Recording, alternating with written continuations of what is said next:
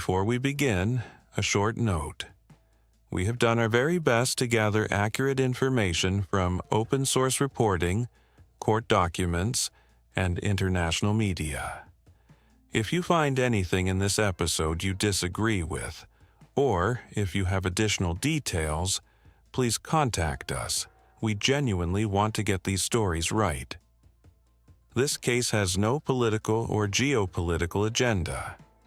It is shared for purely informative and educational purposes. On the morning of August 25, 2000, in a quiet forest park on the outskirts of Belgrade, a former president of Serbia went for his usual run. He never came home. For nearly 3 years, his family would not know if he was alive or dead. When investigators finally uncovered the truth, they found him buried in a pit of lime. 2 bullets in the back of his head, killed on the orders of the man he had once mentored and pulled up through the ranks of power. This is the story of the assassination of Ivan Stambolić. To understand why this murder matters, you first have to understand who Ivan Stambolić was. Born in 1936 in a small Serbian village called Brezova, he came from a prominent communist family. He worked as a metal worker and a site manager before studying law in Belgrade, then rose quickly through the Yugoslav industry and politics. By the late 1970s, he had become Prime Minister of Serbia. By the mid-1980s, he was president of the Serbian presidency and head of the League of Communists of Serbia, one of the most powerful men in socialist Yugoslavia. But Stambolić is remembered for something else entirely. He was the man who personally brought a young, ambitious banker named Slobodan Milošević into politics. He was his friend, his mentor, his patron. Stambolić opened every door for Milošević, pulling him up through the party apparatus and, in 1986, handing him the leadership of the Serbian communists. It was a decision he would come to regret more than any other in his life. In 1987, Milošević traveled to Kosovo, Polja, and delivered a fiery speech defending the rights of Serbs in Kosovo. For Stambolić, this was a betrayal of everything Yugoslavia stood for, a dangerous embrace of the nationalism that Tito's Yugoslavia had spent 40 years trying to suppress. Later that year, at the famous 8th session of the Serbian Central Committee, Milošević moved against his old mentor. Stambolić was politically destroyed, removed from office, and pushed into the quiet world of banking. The Protégé had devoured the teacher. Throughout the 1990s, as Yugoslavia tore itself apart in a series of brutal wars, Stambolić watched from the sidelines. He directed a foreign trade bank, occasionally signed civil society appeals, and in 1991 he wrote a private letter begging Milošević to resign, warning that his policies would destroy Yugoslavia, Kosovo, and Serbia itself. The letter was prophetic. By the summer of 2000, Serbia was isolated, bombed, broken, and Milošević was preparing for elections he could not afford to lose. Friday, August 25, 2000. Around 10 in the morning, Ivan Stambolić left his Belgrade apartment on Partizanski Brigada Street. He was 63 years old. He was dressed for a run. He went jogging almost every day in Košutnjak, a large forest park on the edge of the city. Later that day, he was supposed to travel with friends to the Guča Trumpet Festival. He was not a politician anymore. He was not campaigning. He had no reason to believe that this morning would be any different from any other. What Stambolić did not know was that for nearly a month he had been followed. A team of operatives from the JSO, the Special Operations Unit of Serbian State Security, better known as the Red Berets, had been tracking his every movement. They had watched him from parked cars. They had kept a white van parked outside his apartment building for weeks. And that morning, the same white van was waiting for him in Košutnjak, near the parking lot of a quiet golf club. According to testimony later given by JSO member Nenad Share, as Stambolić jogged toward the van, Share stepped into his path holding a submachine gun. He flashed a police identification card and shouted that Stambolić was wanted for an informative interview. When the former president hesitated, the operatives forced him into the van. Inside, his hands were cuffed, his ankles and knees were taped, and strips of tape were pressed over his mouth and eyes. The van pulled away from Belgrade and drove north, toward the forested slopes of Fruška Gora. About an hour and a half later, the van stopped in a wooded area near the Iriški Venac Pass, inside Fruška Gora National Park. A pit had been prepared in advance, lined with quicklime, a chemical meant to accelerate the destruction of the body. According to court testimony, Stambolić was led from the van with a sack over his head and forced to kneel. JSO operative Branislav Berček raised a pistol and fired 2 shots into the back of his head. The body was thrown into the pit, covered with more lime, then with soil. It was still before noon. When Ivan Stambolić did not return home that afternoon, his family reported him missing. Police conducted searches in Košutnjak over the next 2 days. Dogs found nothing. For roughly 2 full days, Serbia's state-controlled media said almost nothing about the disappearance of a former Serbian president. Only the independent Daily Danas covered the story with any persistence. When ruling party officials were asked about it, some reportedly told journalists to simply ask his wife where he had walked off to. Under Milošević, the investigation went nowhere. There were no serious suspects, no meaningful leads, no press conferences. The case was simply allowed to fade.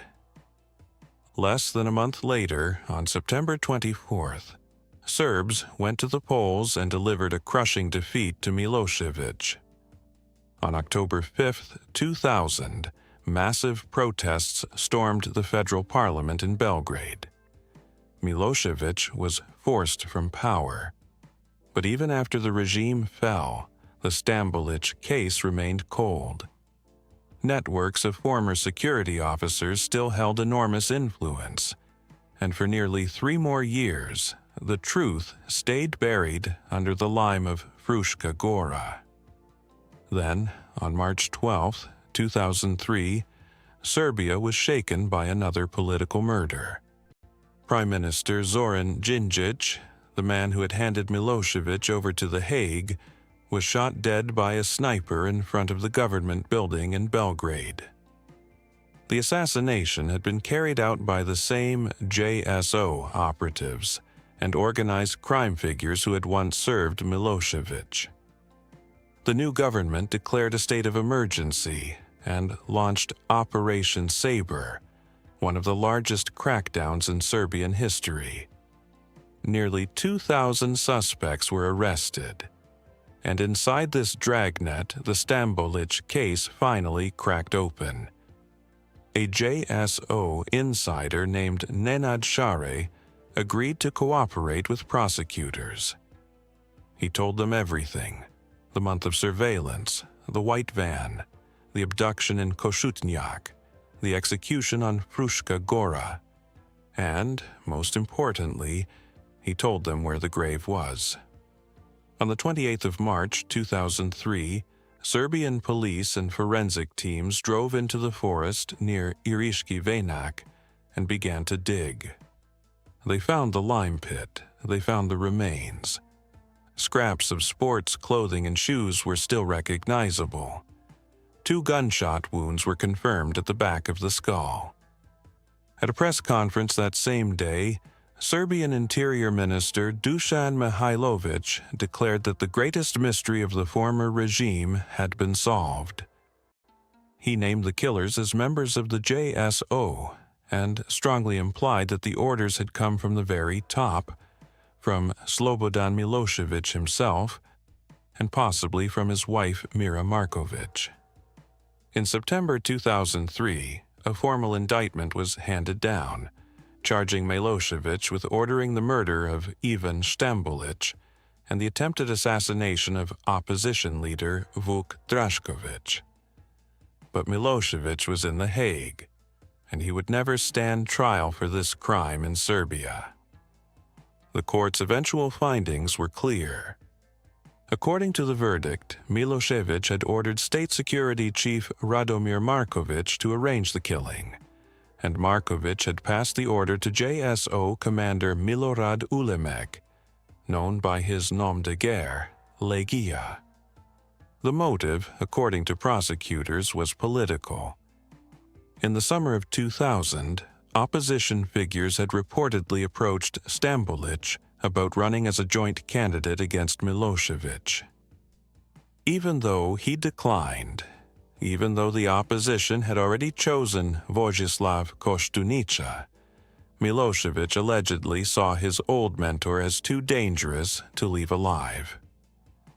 And yet, pieces of the story still do not quite fit.